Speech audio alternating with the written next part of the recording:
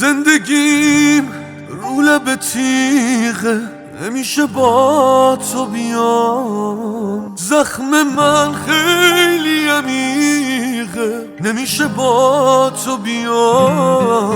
آخر قصه چی میشه خودمم نمیدونم.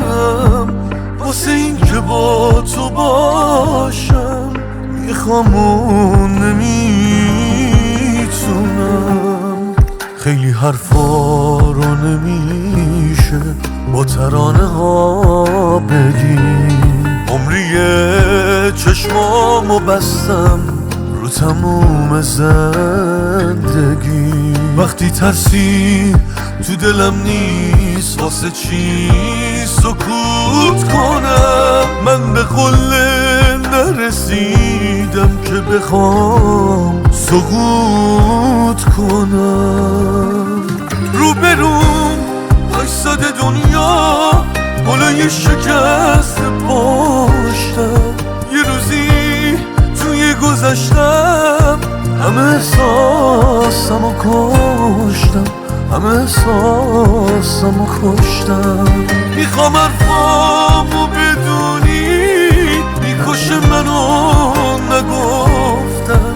تو که رفتی همه دنیا دارن از چشام میافتن. سخت این بازی رو باختن.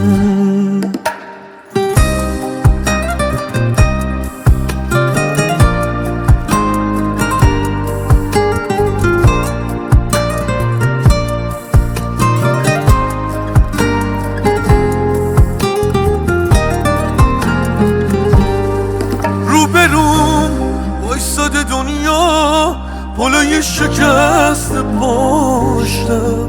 یه روزی توی گذشتم همه احساسمو کشتم، همه احساسمو کشتم.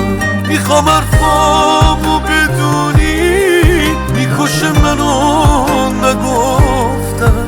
تو که رفتی همه دنیا دارن از چشام میافتن. سخت این بازی رو باختن.